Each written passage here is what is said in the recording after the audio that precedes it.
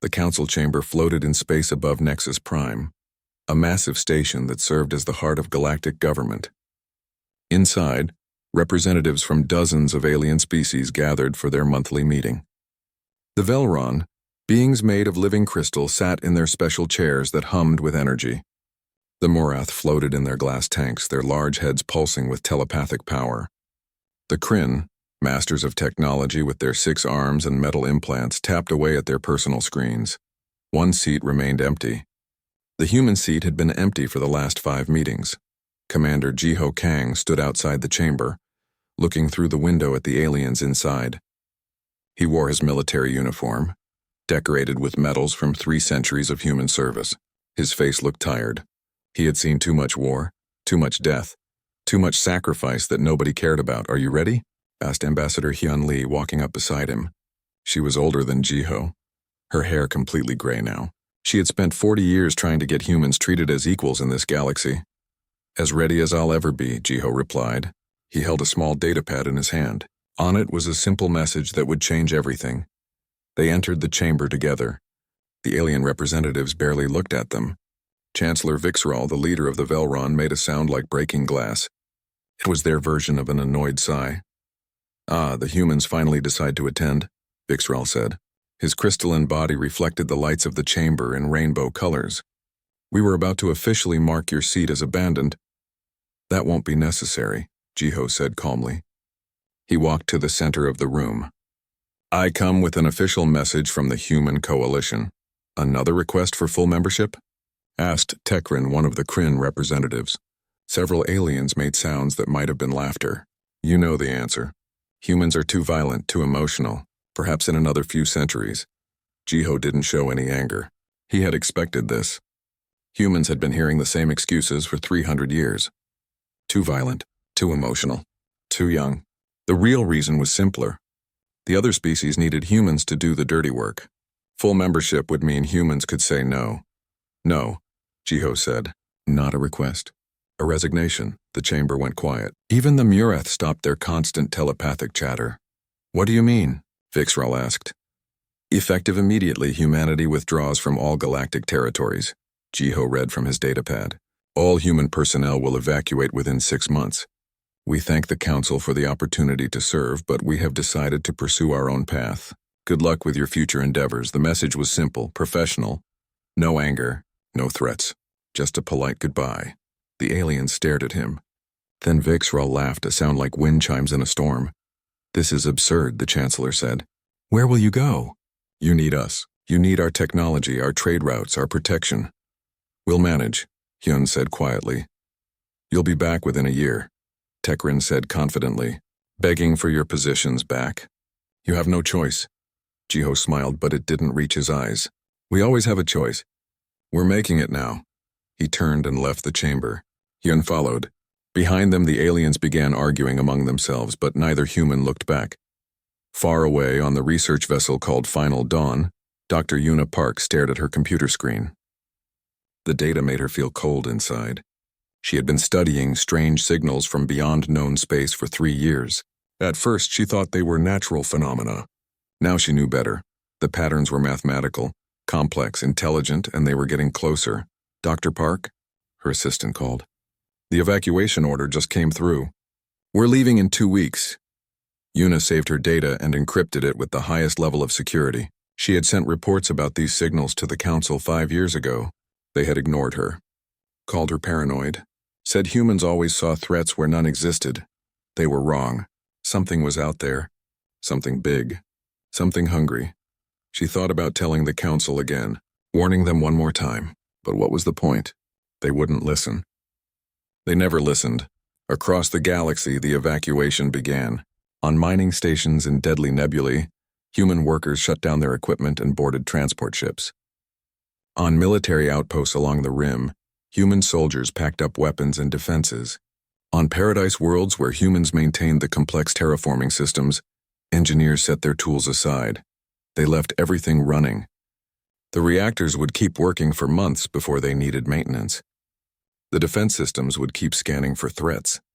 The environmental controls would keep the air breathable and the water clean, but when those systems failed, there would be no humans to fix them.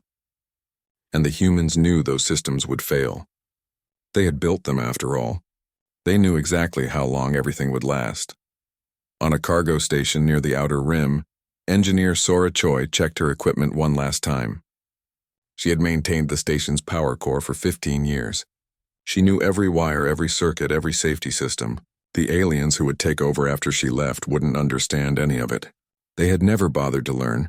She recorded a final message in her personal log. To whoever finds this, the power core needs a full diagnostic every 6 months. The cooling system needs fresh coolant every 4 months. The backup generators need testing every week. If you ignore any of these, the station will fail. But you probably won't read this. Good luck. The last human ship prepared to leave the galaxy. The final dawn would be the very last one out, carrying the remaining researchers and their data. On the bridge, Hana Song sat at her station, fingers flying across her keyboard.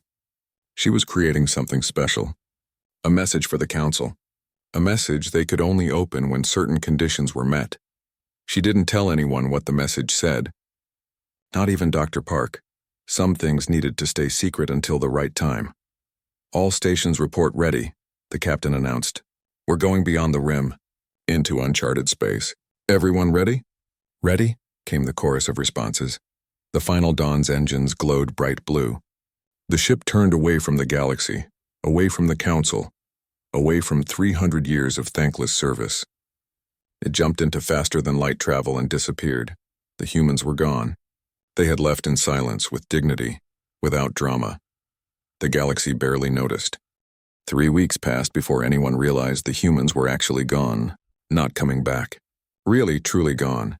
The first real problem started on Kryn Prime, the homeworld of the technological Kryn species.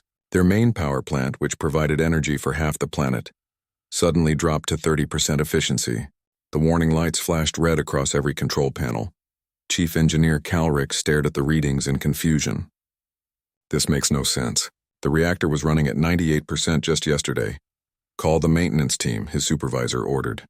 The maintenance team is here, Calric said slowly. The human maintenance team is gone. That's when they remembered. The humans who had worked in the reactor's core section, in the areas too dangerous for most species, had all left. The Kryn engineers had never learned how to do that work. Why would they? The humans always did it. Calrix pulled up the reactor schematics. They were in human technical language, full of modifications and improvements the humans had made over the years. None of it was in the original Kryn design documents. The humans had basically rebuilt the entire system to make it better, and now nobody else understood how it worked. We need to contact the Human Coalition, Calrix said. Offer them whatever they want. We need them back. But when they tried to call, there was no answer. Every human communication channel was silent. It was like humanity had vanished from the universe. The same thing happened on Velron mining stations. The Velron had built their fortunes on mining rare crystals from dangerous nebulae. The radiation in those clouds would kill a Velron in minutes, so humans did the mining. They wore special suits, flew special ships, and somehow survived in conditions that would destroy anyone else. Now the mines were empty. The automated systems kept running, but they were breaking down. And when the Velron tried to send their own people in, 3 died in the first day. The radiation was too strong. The conditions were impossible. How did the humans survive this? The mine supervisor asked, looking at the bodies of his workers. Nobody had an answer. Nobody had ever asked. The humans just did it year after year, and everyone assumed they always would. On the paradise world of Murath 7, the environmental systems began failing. The Murath were telepathic beings who needed very specific conditions to survive. Temperature, humidity, air pressure, everything had to be perfect. Human engineers had maintained those systems for 200 years. Now the air was getting too dry. The temperature was rising. Plants were dying. And when the Murath tried to fix it themselves, they couldn't even find the main control room. The humans had apparently installed it somewhere in the underground maintenance tunnels, and none of the Murath wanted to go down there. It was too dirty, too mechanical, too beneath them. Chancellor Vixral called an emergency council meeting. Every species sent representatives. They all had the same problems. Systems failing, infrastructure collapsing, work not getting done. This is sabotage, Vixral announced, his crystal body glowing angry red. The humans sabotaged our systems before they left. No, said Counselor Aravorn, one of the few Murath who had always respected humans. They didn't sabotage anything. They just stopped maintaining it. These systems are failing because we never learned how to run them ourselves. Impossible, Tekrin of the Kryn said. We built most of these systems. How could we not know how to run them? Did you? Aravorn asked. Or did humans build them and you took credit? The chamber went silent. Nobody wanted to admit it, but they all knew it was true. For 300 years, humans had done the dangerous work, the boring work, the complex work, and everyone else had been happy to let them. We need to bring them back, someone said.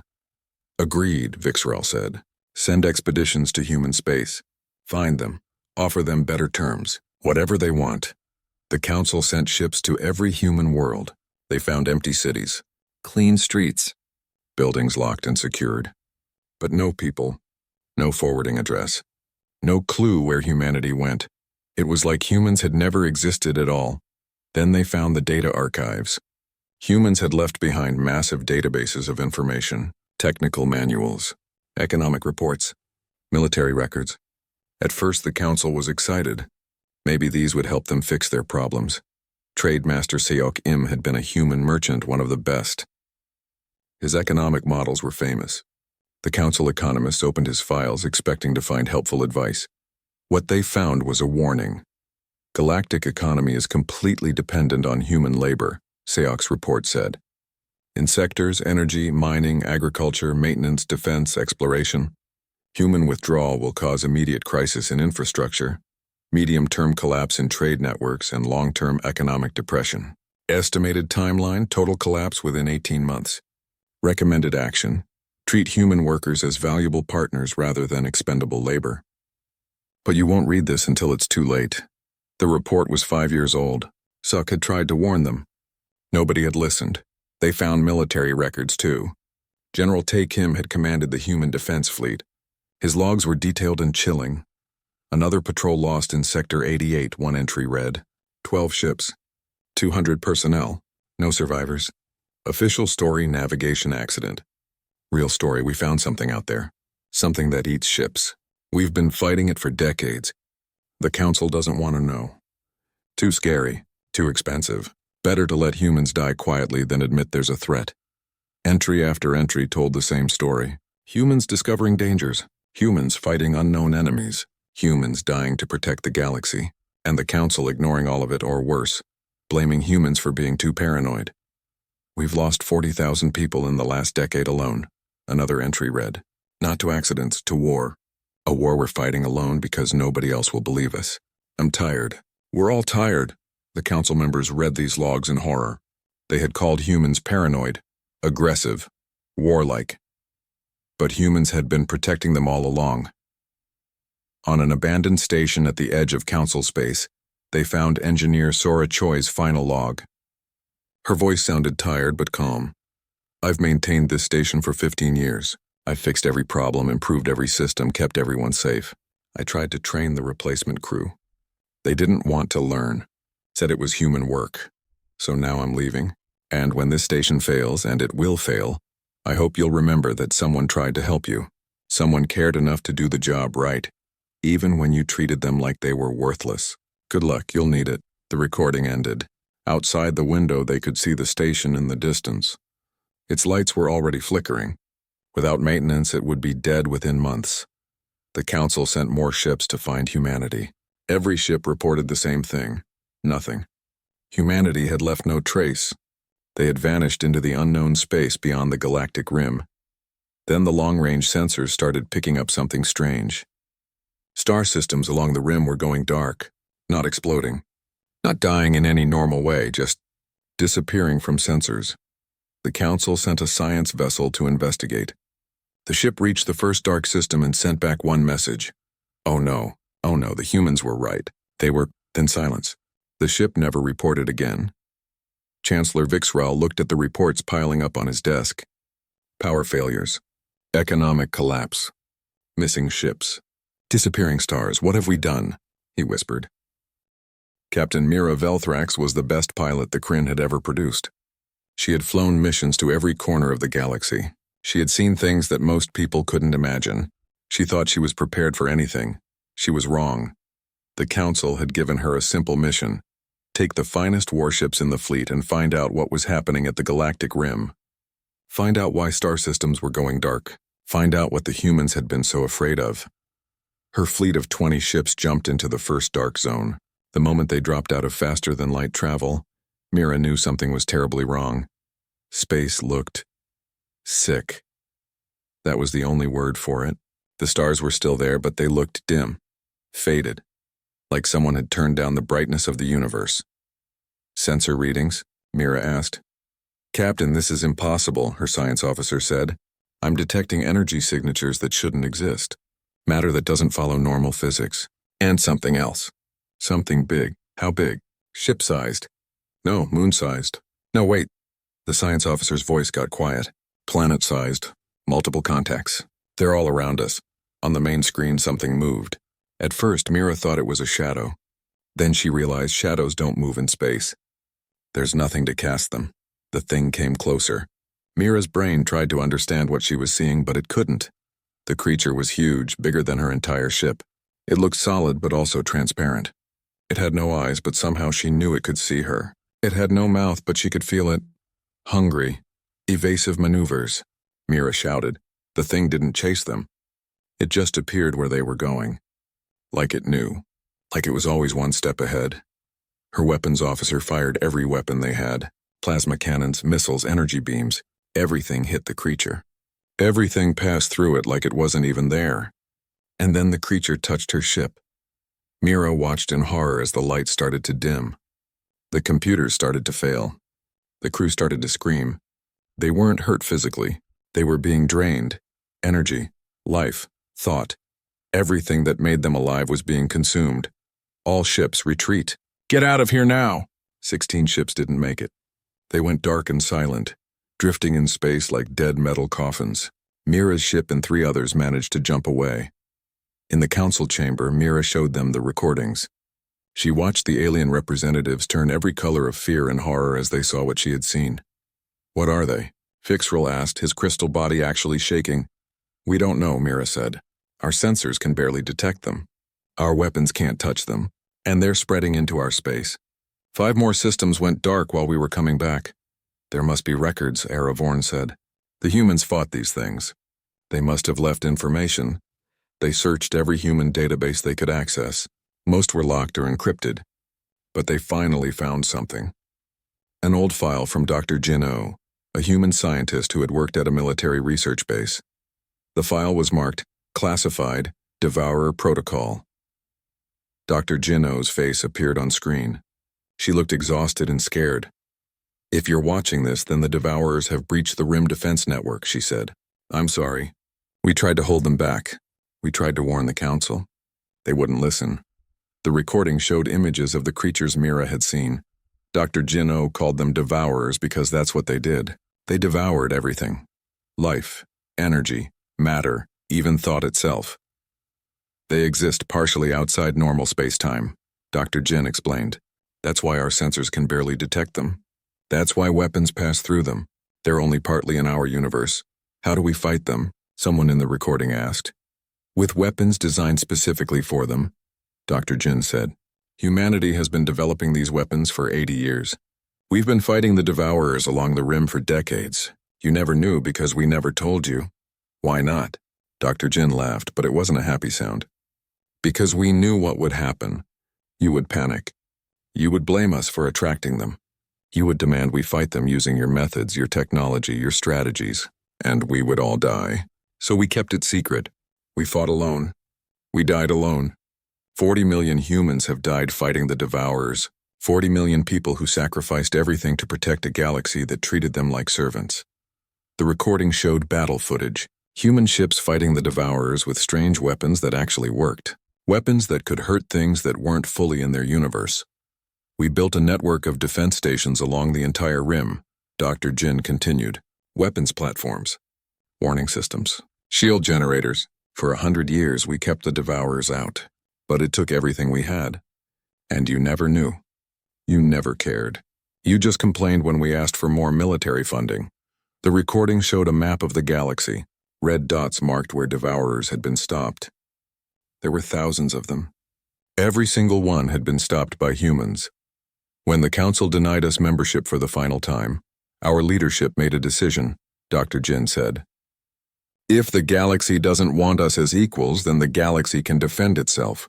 We shut down the defense network, we left, and now the devourers are coming for you. The recording ended with Dr. Jin looking directly at the camera. We gave you 300 years of peace. We bled for it. We died for it. And you gave us nothing but contempt. I hope your pride was worth it. The council chamber was completely silent. Every representative understood now.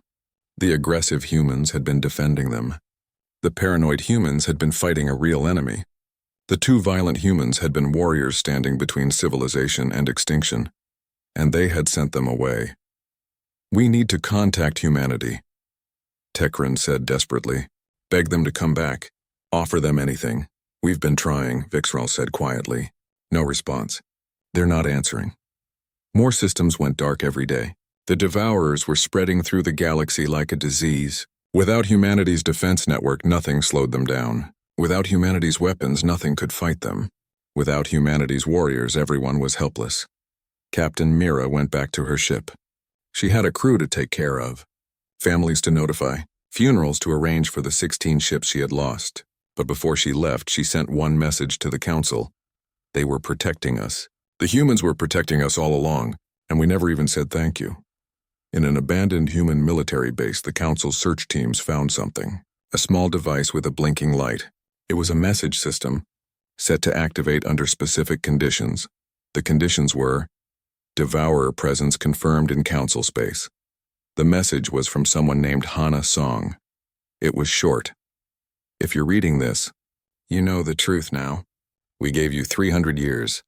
We gave you everything. You gave us nothing but contempt. This is the only help you'll receive. The message included a set of coordinates. Use it wisely. The message ended. If you still can. The coordinates pointed to a location deep in council space. A hidden facility that the council never knew existed. It was humanity's last gift to the galaxy that had rejected them. The question was, would it be enough? The coordinates led to an asteroid field in neutral space. It was a place nobody visited. Just rocks floating in the darkness between stars. But when Counselor Aravorn's ship got close, sensors detected something impossible. There was a massive structure hidden inside the asteroid field. It was invisible to normal scans, hidden behind technology that bent light and sensor beams around it. Only someone with the exact coordinates could find it. What is that? Aravorn whispered. The human database had called it the Arsenal. The structure was enormous. Bigger than any station the Council had ever built. It was built into dozens of asteroids, connecting them with tunnels and passages. As their ships got closer, automated systems came to life. Lights turned on. Doors opened. A computer voice spoke in perfect Council standard language. Welcome. Access granted under emergency protocol. Please proceed to the main dock.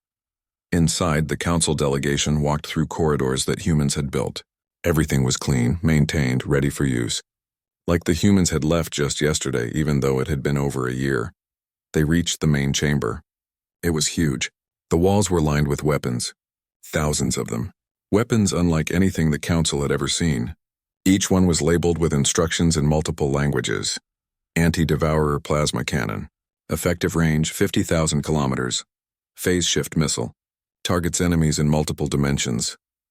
Reality anchor bomb. Creates stable space-time field. Aravorn walked through the arsenal in shock. Every weapon was specifically designed to fight the Devourers. Every piece of equipment was made to protect against enemies that existed partially outside normal reality. In the center of the chamber stood a holographic projector. As they approached, it activated. A human appeared. He wore an admiral's uniform with more medals than Aravorn could count. I am Admiral Wu Xin, the hologram said. If you're seeing this, then the Devourers have entered Council space. I'm sorry. We tried to prevent this. The Admiral's face was hard, angry, but also sad. For 300 years, humanity defended this galaxy, he said. We built this arsenal with our own resources. We developed these weapons with our own scientists. We fought the Devourers with our own blood, and we did it all while you treated us like second-class citizens. The hologram showed images of human soldiers fighting the Devourers, ships exploding, weapons firing, people dying. 40 million humans died protecting you, Admiral Wu continued. 40 million mothers, fathers, sons, daughters. They gave their lives for a galaxy that didn't even respect them. They died in battles you never knew about, fighting enemies you refused to believe existed. Ara Vorn felt shame burning in her chest. She had been one of the few who advocated for humanity. But she hadn't done enough. Nobody had. When the Council denied us membership for the final time, we made a decision, the Admiral said. We decided to leave. To let you face the universe without us. To let you see what reality is like when nobody is protecting you. But we're not completely heartless, Admiral Wu said, and his expression softened slightly. This arsenal is our gift. These weapons can fight the Devourers. These defense platforms can protect your worlds. These training programs can teach you how to survive. Everything you need is here. The hologram changed to show technical schematics, weapon designs, battle strategies, defense patterns, information that could save the galaxy. But understand this, the Admiral said, his voice cold again. We're not coming back to fight for you. We're not coming back to save you. We fought your wars for 3 centuries. We died for your peace, and you gave us nothing but contempt. This arsenal is all you get. Use it or don't, survive or don't, that's your choice now. Another hologram appeared, a woman in a security uniform. The label identified her as Security Chief Nari Bayek. I'm uploading all operational codes and training materials to your systems, she said. You'll need at least 6 months to train your people on these weapons. You'll need another 6 months to deploy the defense platforms. And you'll need every day of that time because the Devourers won't wait. Nari's face showed no sympathy. We didn't leave because we were weak. We left because we were tired. Tired of being your shield while you pretended shields weren't necessary. Tired of dying for people who wouldn't even learn our names. Tired of being treated like tools instead of people. Maybe survival will teach you the gratitude that peace couldn't, she said. Good luck. You'll need it. The holograms faded. The Council delegation stood in silence, surrounded by weapons that humanity had built to save them. How do we use all this? Tekrin asked. We don't have trained soldiers. We don't have experienced warriors. We're scientists and philosophers and artists. We're not fighters. Then you'd better learn quickly, Ara Vorn said quietly, because the Devourers don't care what you are. The Council moved the weapons as quickly as they could. They set up the defense platforms around their most important worlds. They tried to train soldiers on the human weapons. But it was hard. So hard. Humans had been training for this their entire lives. Generation after generation, humans had prepared for war. The Council species had spent their time on art and science and philosophy, while humans did the dirty work of protecting them. Now they had to learn in months what humans had learned over centuries. The first major battle happened at Velron Core, the crystal homeworld. A wave of Devourers swept toward the planet, 20 of them, each the size of a small moon. The Velron defense fleet met them with humanity's weapons. At first nothing happened. The Velron aimed wrong, fired at the wrong time, used the weapons incorrectly. 3 ships were destroyed before they even landed a hit. But then someone got lucky. A phase shift missile hit a Devourer. The creature screamed, a sound that came through space itself and made everyone who heard it want to die. But the Devourer was hurt. Actually hurt, the Velron kept firing. More weapons. More missiles. Slowly, painfully, they killed their first Devourer. It took the destruction of 15 ships and the lives of 2,000 people to kill one enemy. And there were thousands more Devourers coming. News of the victory spread anyway. It was possible. The Devourers could be hurt, could be killed. It just cost almost everything to do it. More systems fell. The Council's forces, even with humanity's weapons, were losing on every front. They didn't have enough trained people, didn't have enough experience, didn't have enough time. Entire species began facing extinction. The Mureth lost 3 colony worlds in a single week. The Kryn lost their main industrial system. The Velron lost mining operations that had existed for thousands of years. Chancellor Vixral, once so proud and arrogant, now looked broken. He sent a message across the entire galaxy, a message of surrender, of apology, of desperate pleading. Humanity, if you can hear this, we were wrong, he said, his crystal body dim with shame. We were wrong about everything. We took you for granted. We treated you terribly. We ignored your warnings and dismissed your sacrifices. We're sorry. We're dying. Please come back. We'll give you anything. Full membership, equal status, recognition, honor, anything. Just please help us. The message broadcast on every frequency, repeated every hour, sent to every corner of the galaxy and beyond. But from humanity there was only silence. The stars went dark. The devourers advanced. And nobody came to help. 2 years after humanity left, the galaxy was dying. Half of all inhabited systems were gone. Billions of people were dead. Entire species were facing extinction. The Council's forces fought desperately with humanity's weapons, but they were losing. Slowly, painfully, inevitably. Then, without warning, a ship appeared at Nexus Prime. Not a warship. A simple diplomatic vessel. Small. Unarmed. Alone. The Council's defense systems detected it immediately. Every weapon locked onto it. Every sensor focused on it. Because it was a human ship. The first human ship anyone had seen in 2 years. The ship requested permission to dock. Chancellor Vixral gave it personally, his hands shaking. The airlock opened. One person stepped out. Dr. Una Park, the scientist who had warned them about the devourers years ago. She looked older now, tired, but her eyes were clear and calm. The entire council gathered to meet her. They had so many questions, so many things to say, but Una spoke first. "I bring a message from humanity," she said.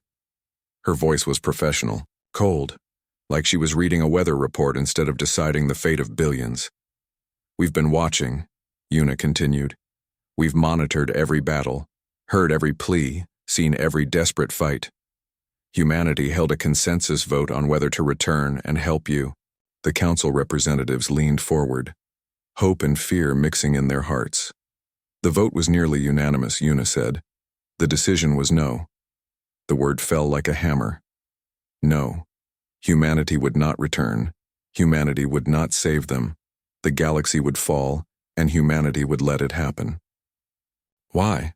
Ara Vorn asked, her telepathic voice breaking with emotion. "Why would you let everyone die?" "Why would we save you?" Una replied. "You treated us like dirt for 300 years. You took our sacrifices and gave us contempt. You used us and threw us away. Why should we die for you again?" Nobody had an answer. "But," Una said, and something changed in her expression. "There is a complication. Another ship appeared on sensors.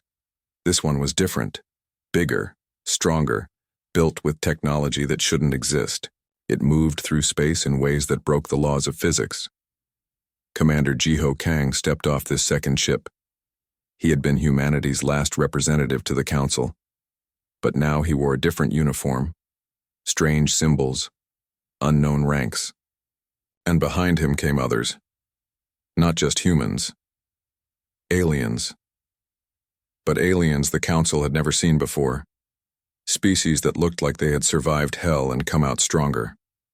"Commander Kang," Vixral said. "What is this?" "I was not just a commander," Jiho said quietly.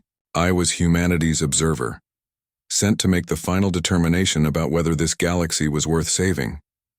He looked around at the council members, saw their fear, their desperation, their shame. "My report to humanity's leadership was clear," Jiho said. "This galaxy is not worth the cost. Let the devourers have it. You chose pride over survival. You chose arrogance over respect. You don't deserve saving." The words were brutal, true, undeniable. However, Jiho continued, not all humans agreed with that assessment. Dr. Una stepped forward. "Beyond the rim, we found others. Survivors from other galaxies. Refugees who escaped their own devourer invasions. We've been building a new civilization with them. A civilization based on mutual respect, on equality, on species who understand the value of sacrifice. We're happy there," Una said. "Safe, free, no longer serving people who hate us." "But some of us remember friends here," Jiho said. Some of us can't watch an entire galaxy burn, even if it deserves to. Some of us are too stubborn to let pride and hate win. He pulled out a datapad. Humanity has authorized me to make a single offer. One time, non-negotiable.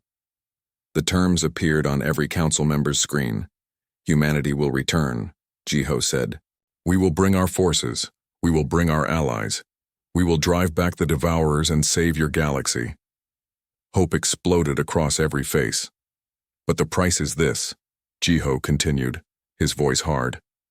Complete dissolution of the Galactic Council. All species granted equal status in a new federation.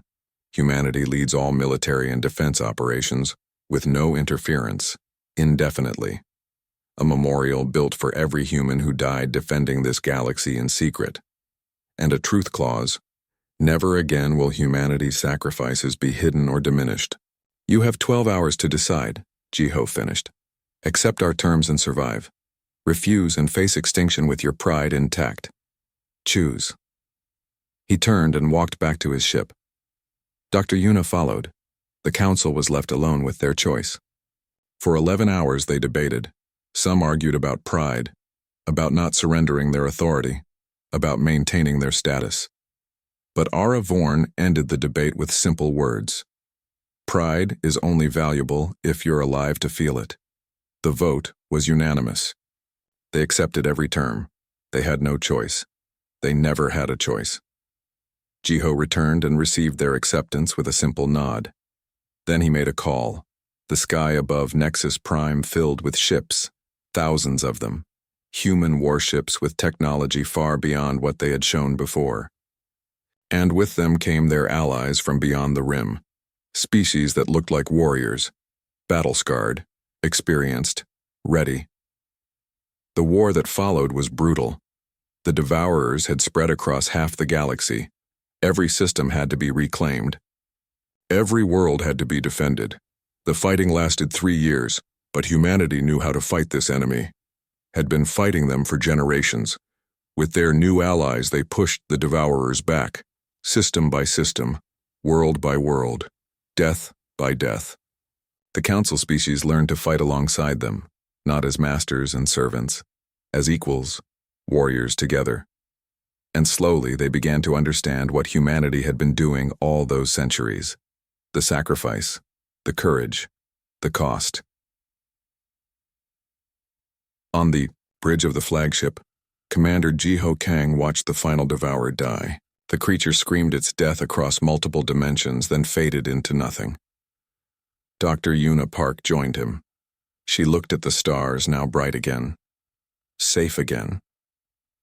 Do you think they'll remember this time? She asked quietly. Jiho didn't smile. For a generation, maybe 2. Then the old arrogance will return. Gratitude fades. Pride grows back. It always does. Then why did we come back? Jiho was quiet for a long moment. Because someone has to be better than the worst versions of those they protect. Someone has to choose mercy when justice demands vengeance, even if those we protect don't deserve it yet. That's a lonely way to live, Yuna said. Yes, Jiho agreed, but it's the right way. Years passed. The galaxy rebuilt under the new Federation. Humanity maintained the defensive perimeter, still took the dangerous assignments, still sacrificed more than others. But now there were monuments, memorials listing every human name, every human who died protecting a galaxy that hadn't appreciated them. The names covered entire walls, 40 million names, 40 million lives given for others. Now there was recognition. When humans served, they served as respected equals. When humans spoke, others listened. The younger generation of aliens didn't fully understand. They hadn't lived through the Devourer invasion, hadn't seen what humanity saved them from. To them, humans were just another species in the Federation, but the older ones remembered. They taught their children about the humans who left in silence, who let the galaxy face judgment, who came back anyway even when they didn't have to. In the deep places where humans still patrolled the rim, fighting the occasional devourer that tested the boundaries, they carried a motto, simple words that every human learned. We were the shield when you didn't know you needed one. We'll be the shield until you can hold it yourself. On her private vessel, Dr. Una Park looked at old photos of Earth, humanity's long-lost homeworld. They had never gone back there. Maybe they never would. Maybe home wasn't a place anymore. Maybe home was just the knowledge that they had done the right thing. Commander Jiho Kang stood on a memorial world, looking at the walls of names. So many dead. So much sacrifice. All for people who hadn't deserved it, but they deserved it now. Or they were learning to. And maybe that was enough. The galaxy had been judged by its own failures. It had seen what it truly was without those who protected it. It had faced the abyss and barely survived, and humanity, as always, paid the cost, willingly, quietly, with dignity. Because someone had to. Someone always had to be the shield, even when the galaxy forgot why it needed one.